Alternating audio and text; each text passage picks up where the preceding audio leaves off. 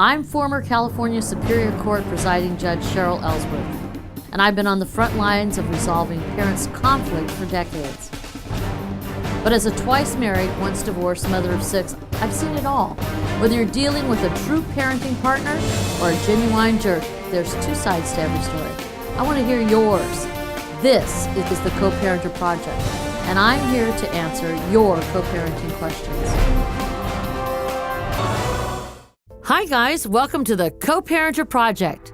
Today's question is, our children have been going to private school since kindergarten. Now that we separated, she's refusing to contribute to their education. Can't the court force her to pay?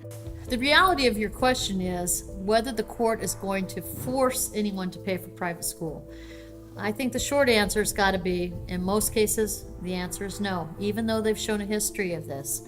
Courts don't get in the business of forcing people to pay for private schools or for extra things that the court would deem above and beyond. So if you come in the courts and ask the court to decide, this is falling straight on in the category of discretionary spending.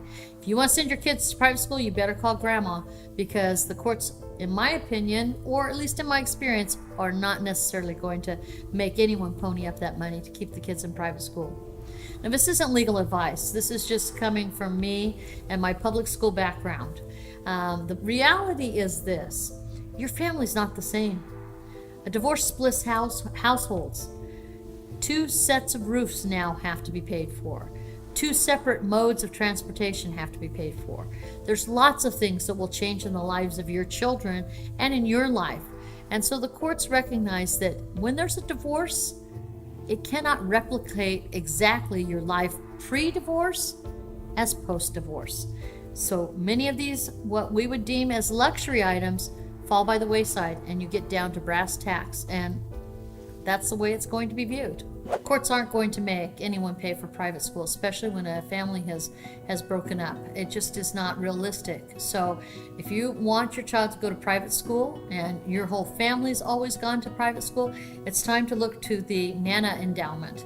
Call your parents, call Aunt Tilly, do whatever you want to do, but you cannot force your ex-partner, and you're expending a lot of angry energy if you are going to keep going down that line. I would love for your kids to stay in private school. It sounds like they're adjusted there, and moving kids out of those situations, well, there's some argument that in fact it is damaging because they've created communities, they are familiar. There's something to be said for being new and trying new things and being able to change after something kind of disastrous has happened. So as far as private schools, the bottom line is courts aren't going to make that be paid for. If you want that to happen, and you want it to happen, and you feel like it's in the best interest of your children, I'm going to suggest that you'll probably find ways to not expend as much on your truck payment, or maybe cut some of the bills otherwise in your travel expenses, or eat out less, and make sure that your kids go to private school if that's important to you.